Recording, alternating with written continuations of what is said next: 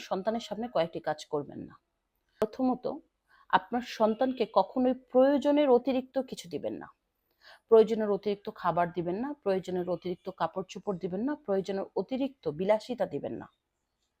যখনই তাকে প্রয়োজনের অতিরিক্ত না দিয়ে তাকে এজ এ বাস্তবিক পরিস্থিতি অনুযায়ী বেড়ে উঠাবেন, তখন দেখবেন আপনার সন্তান ভবিষ্যতে যে কোনো কঠিন পরিস্থিতি সংগ্রামের সাথে মোকাবেলা করতে পারবে। আপনার সন্তানের মাকে গালিগালাজ অথবা মারধর করবেন না।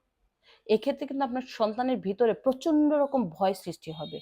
আর এই ভয় কিন্তু তাকে সবসময় তাড়া করবে। নারীদের ক্ষেত্রে আপনি কখনোই আপনার সন্তানের সামনে সন্তানের বাবাকে তুচ্ছ-তাচ্ছিল্য করবেন না। যখনই আপনি সন্তানের সামনে বাবাকে তুচ্ছ-তাচ্ছিল্য করবেন না, তখন আপনার সন্তানের মনে একটা ক্রোধ সৃষ্টি হবে।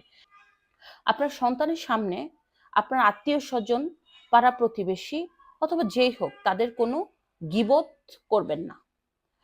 এই কাজগুলি যদি আপনার সন্তানের সামনে করে থাকেন, তখন আপনার সন্তানের মধ্যে একটা পাকামি ভাব চলে আসবে। এরপরেও হচ্ছে সন্তানকে কখনোই বুঝতে দিবেন না যে আমি সবসময় তোমাকে তোমার বন্ধুদের তুলনায় ভালো রেখেছি।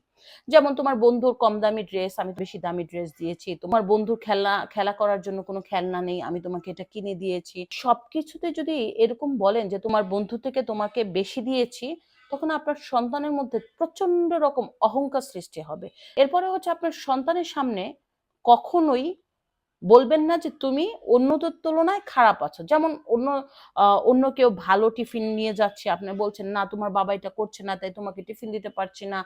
অথবা তোমার বন্ধু কত ভালো চলে কিন্তু আমরা পরিস্থিতি খারাপ আমরা পারছি না। এই ধরনের যে পারিবারিক যে কষ্টগুলি কখনোই সন্তানের সামনে তুলে ধরবেন না। এগুলি তুলে ধরতে গেলে কিন্তু আপনার সন্তান আস্তে আস্তে মানসিকভাবে সে হিংসা তৈরি হবে। তাই আপনার প্রিয় সন্তানকে আপনি এমনভাবে মানুষ করুন যে তার মধ্যে যাতে হিংসা না ঢুকে, অহংকার না ঢুকে, তার প্রয়োজনের চেয়ে বেশি যাতে ইচ্ছা করলে সে পায় এটা তাকে বুঝতে দিবেন না।